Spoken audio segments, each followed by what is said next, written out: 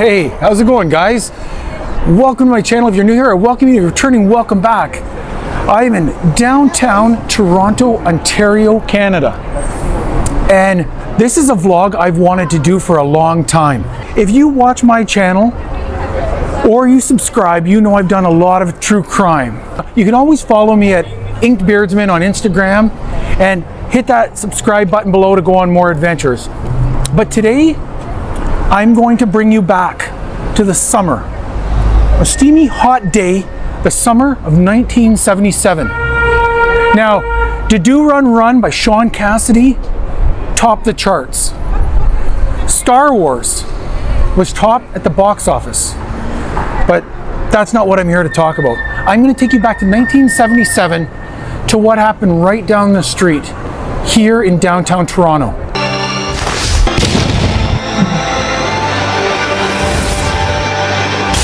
Now, the reason I'm starting at this corner is because this is Shooter Street. This is the street that a little boy, Emanuel Jaques, lived on. He lived right here, just down the street. Now, where his house was is all gone. That whole area has been redeveloped. So there's nothing to really show you there, but I'm going to show you the corner where this little boy shined shoes. I'm going to show you where he was taken from. The fact of what happened to this little boy changed Toronto forever. And when I tell you it changed Toronto, I'm not kidding you. All of Yonge Street that used to be seedy body rub parlors, girly bars, topless clubs, that all changed after this. There was mass protests, not only in Toronto, but across all of Canada. Now, some of the details about what happened to little Emanuel, I'm gonna leave out only because I want to tell the story and I want you to know what happened, but I also want to respect his memory. Today, I'm going to show you that spot. I'm going to show you where he was taken, and brutally, just these guys, it was brutal. They tortured this poor young kid, and he was just a tiny young kid. I'm going to show you the back alleyway where they had to remove his remains. I'm going to take you to the funeral home, the church, and I'm going to take you to his grave and pay our final respects. Let's go.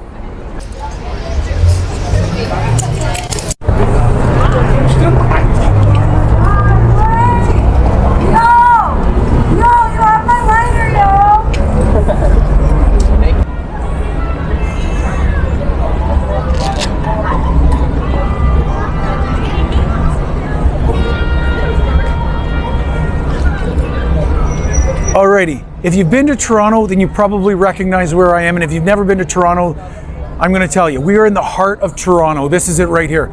This is Yonge Dundas Square. But this is also where tragedy struck. Now, remember I told you I was going to bring you back to 1977? This is where I'm going to bring you back. It was July 28th, 1977. And young Emanuel, 12 years old, with his brother Lucien, and his friend Shane McLean, they came down here to shine shoes. And where was the shoe shine stand? It was right there, right at that corner. This is all built up. None of this was here before. But all along Yonge Street were body rub parlors and bars. And there were a lot of them. Right here at this corner, at one point there was a bar, there was a Mr. Sub, but it certainly wasn't built up. It's July 28, 1977. Now the boys had come over here, right there at that corner. It was a really, really slow day and they didn't make much money that day. But everything was about to change for those young boys around 5:30 p.m. See, it was then, at that time, a man who looked to be in his late 20s, approached. He was about 6 feet tall, and he had long, light brown hair. He wore blue denim overalls, no shirt underneath, and it looked like he had come from a construction site. What was his name? His name was Saul Batesh, and he was a bad dude. Like, he was a bad dude. Like, the stories of Saul go all the way back. My apologies. We're in the heart of Toronto. You're going to hear a lot of sirens.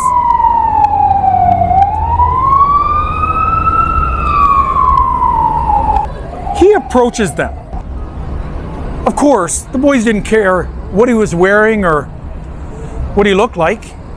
They were trying to shine shoes. They wanted to make money. And he had shoes for them to shine.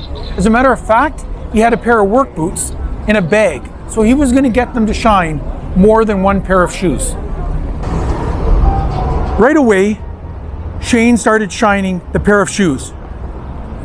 Emanuel and Luciano each took one boot from the bag. After they shined his boots, the man handed them extra money. $2 for the shoes, $2 for the boots.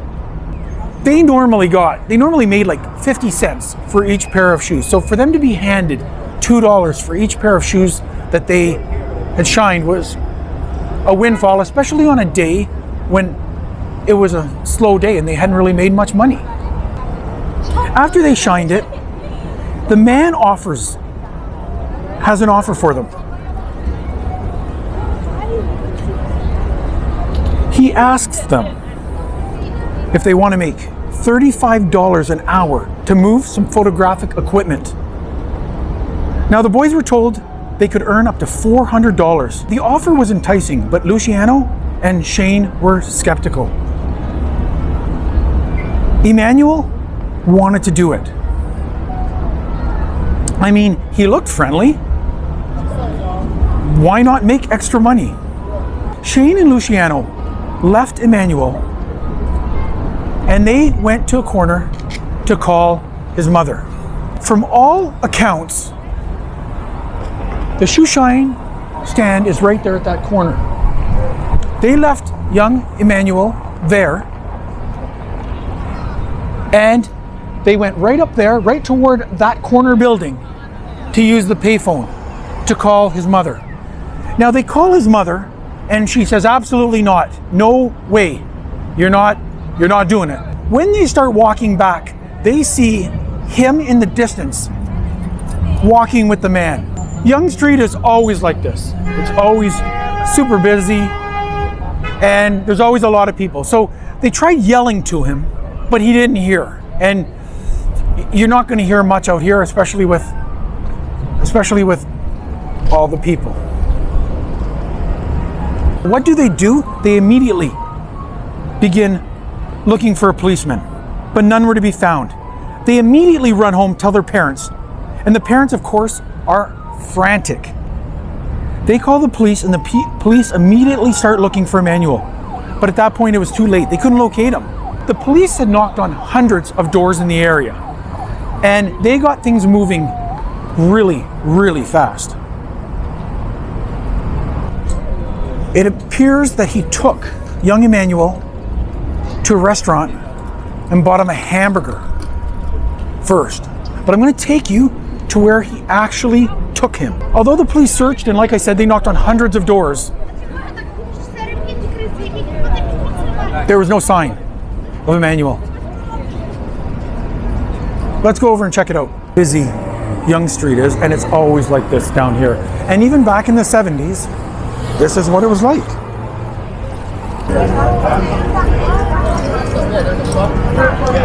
So I'm standing right in the spot of where the Shoeshine was. And these were all jean stores. The photo I'll post is taken from kitty corner to where I am. But it was right here. He approaches, they shine the shoes. Up there is where they ran to use the payphone. Where did Saul Batesh take young Emanuel? We're gonna go there right now because it's literally a 2-minute walk from here, he didn't take him very far. If they stopped at a restaurant first, they may have walked in a different direction and then came back this way. But it's right up here. So let's walk over and check out where it happened. Alrighty, so we're right in front of the Eaton Center. But we're not going to go very far. I'm going to show you exactly where they took him in the building. If you look, you can see that some of the buildings are still old. Like the Mirvish Theater, if you look at the front, you can tell that the building hasn't changed. Same thing with the building next to it. Alrighty guys, so remember I told you I was going to tell you where Bitesh took him. It's right here, it's right across the street actually. If you look, you can see that there are the older buildings and there's the newer buildings. Right there where that Vans store is, that's where Bitesh took him. That was Charlie's Angels.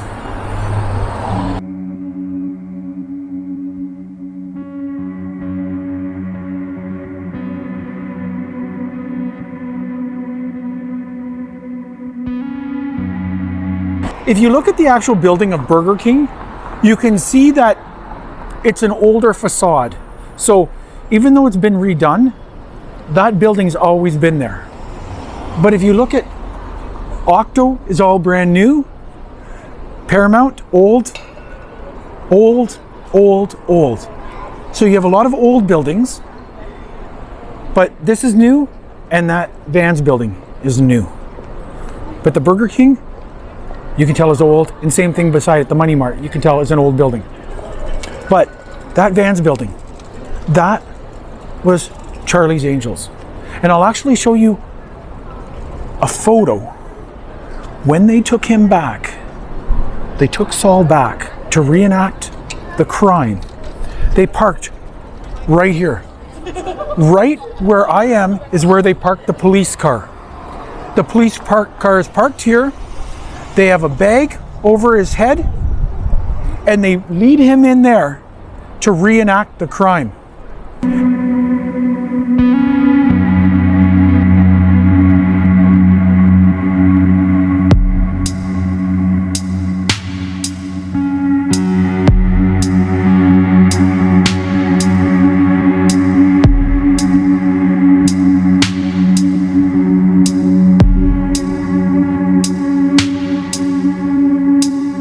When it was Charlie's Angels, the door was beside the building where Burger King is.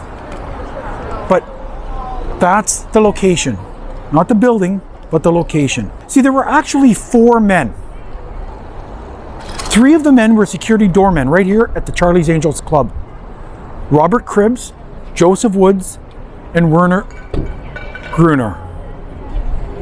Now Gruner apparently held the door of the body rub parlor to allow Bitesh to bring the boy in.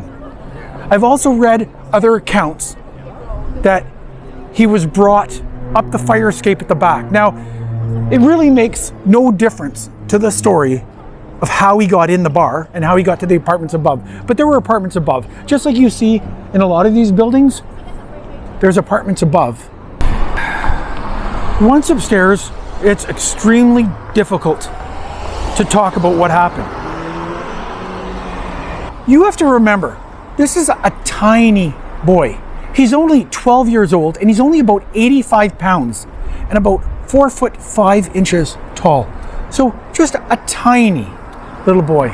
And what those monsters did is, how do you even, there's no words for how evil it is. Once they got upstairs, Cribbs and Bitesh would photograph Emanuel without clothes. He was shackled to a bed, sexually assaulted over the next 12 hours. I couldn't even fathom the torture that this poor little boy went through. Now, during this time, Emanuel was really trying to fight back, and he put up quite a fight, or as much of a fight as a little 80-pound 12-year-old boy could put up, but he put up a fight.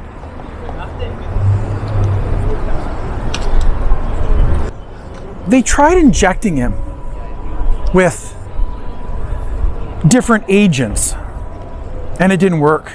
Then they came up with a different plan, and this plan is extremely difficult to talk about. So I'll tell you what they did without, well, it's hard not to get into the details, but basically, to murder him, they drowned him in a sink. Bitesh held him down, and Cribs held his legs. It was all over the news about Emanuel. And George Hislop, who was a leader in the gay community here in Toronto, said Saul Bitesh had come to him and told him he knew something about the Jaques case. He said he didn't want to tell the police alone in case they tried to frame him. But Bitesh figured, since the sketch looked like him, he would walk in to the police station with a lawyer and an alibi. Now, he had previously said he bought the boy a hamburger, he had been to Charlie's Angels, but didn't know about the boy's disappearance. This is where things get bad for Bitesh and good for the police.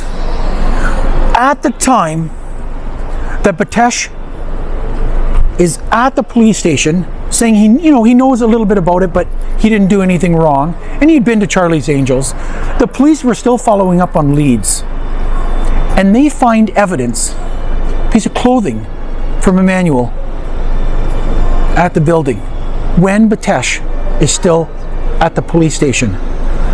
Then everything, thankfully, started falling apart for Bitesh. So at this point, Bitesh starts confessing to the police. And they kept asking him, "Where is the boy?" And Bitesh says, "We killed him. He is on the roof."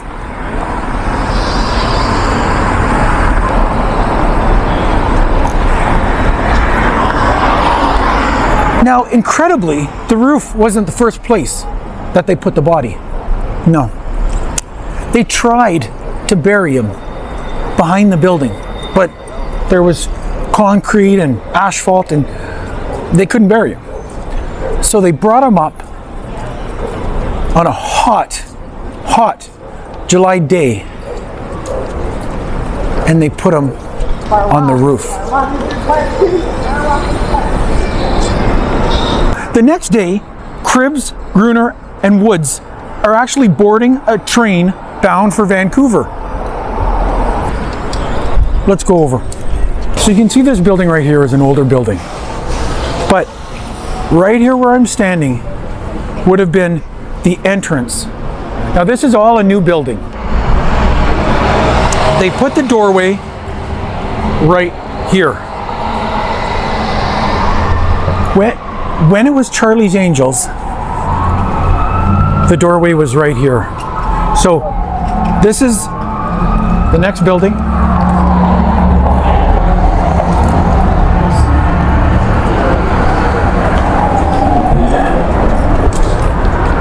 And I'm actually standing right here where the doorway was.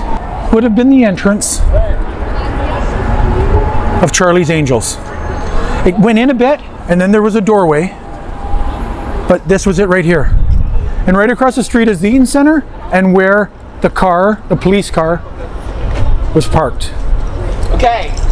Now, let's go around back, because I'll show you, although the building is new, I'll show you the back of where they actually had to use a crane to bring down Emanuel's remains.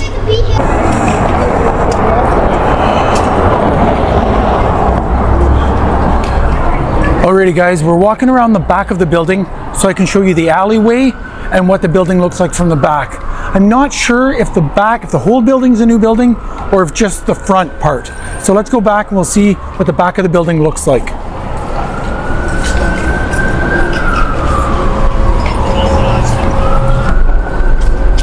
There's Massey Hall, a very, very famous music venue right here across the street.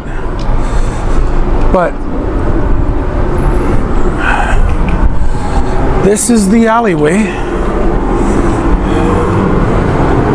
where they first brought him out, couldn't bury him back here, and put him on the roof.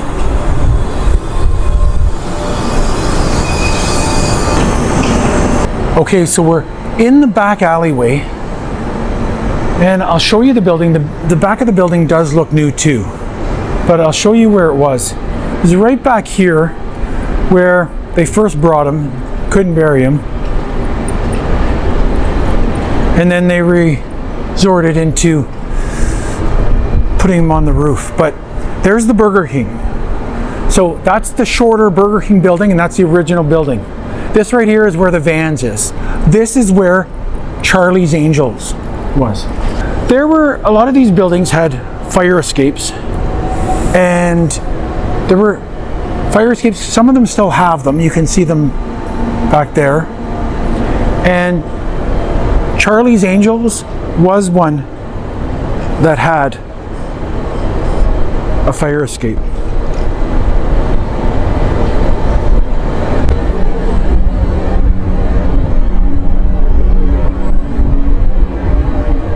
Now we're in another part of Toronto.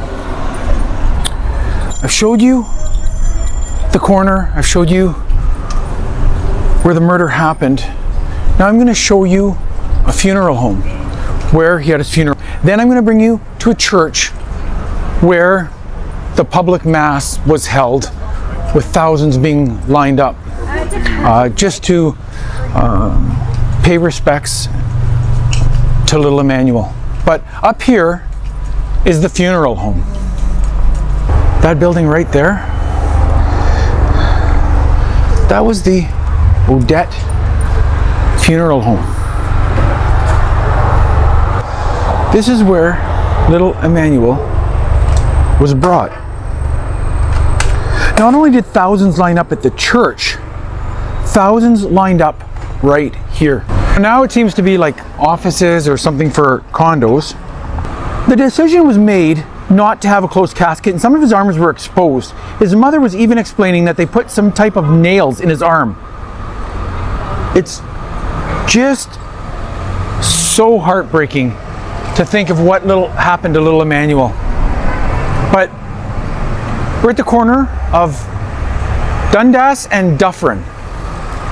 This was the Odette Funeral Home. I'm going to take you over to the church where thousands lined up on Dundas, over 4,000 people. And they had a service there, a public service, with the mayor of Toronto and everybody else. Let's go. Alrighty guys, another site for little Emanuel was right here, this church, St. Agnes. This is the church where the service was. Now he had a little white casket, and people were lined up all the way up and down Yonge Dundas.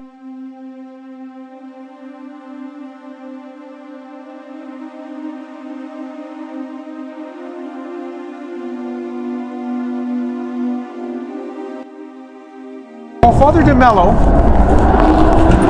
who officiated, he opened all the doors just so people could try to get in, but it was packed. You couldn't get in.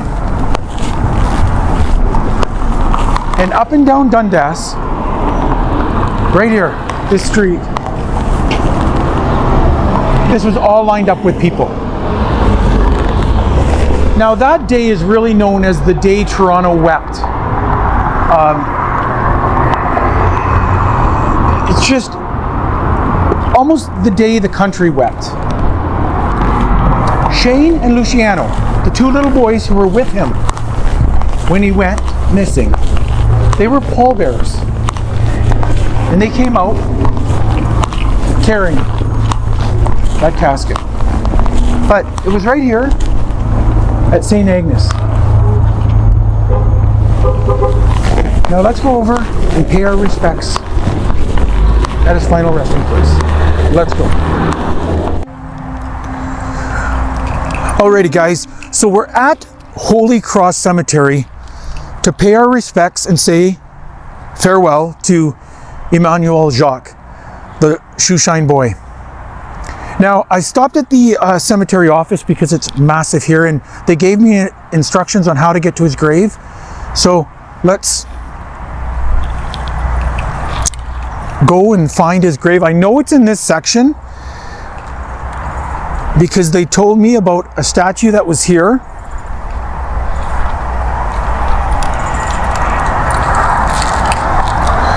(2002) 2000,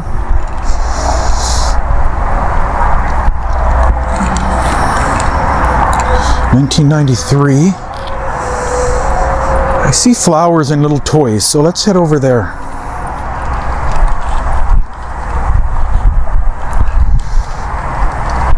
Right here. Here's the final resting place of Emanuel Jaques. People had left toys, and of course stones and flowers. Now we're in Thornhill, I believe, and it took the procession an hour and a half to get here from the church for the final farewell of little Emmanuel.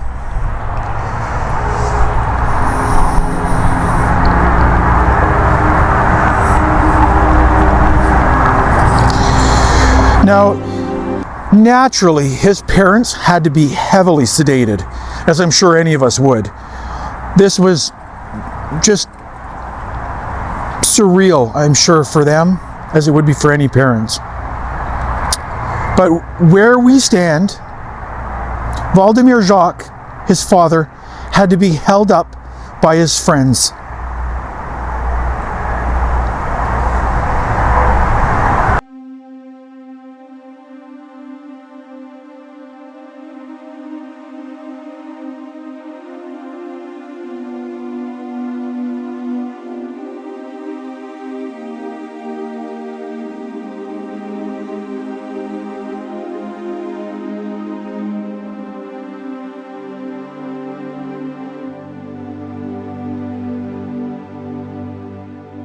Now, change came to Toronto shortly after this because of this murder and the protests. Now, immediately, undercover police did raids up and down Yonge Street, almost overnight, and many of the body rub parlors had closed down. Even Joseph Martin, the owner of Charlie's Angels, was arrested on 15 criminal charges. He closed Charlie's Angels and 6 other body rub parlors that he owned right on Yonge Street. February 1978, Cribbs, Batesh, and Woods went on trial. The evidence was graphic and very disturbing. That Judge Maloney, who presided over the trial, said it took a tremendous toll on him. The details were so horrendous.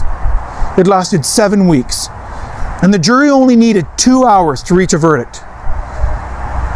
Cribbs received 25 years, and in 2002 he argued against his own parole. Batesh, he received a life sentence with a recommendation he never be freed. And Woods, he got a second-degree murder, 18 years in prison. Gorner was acquitted, even though he was in the apartment when little Emmanuel was raped. There was no evidence linking him to the murder.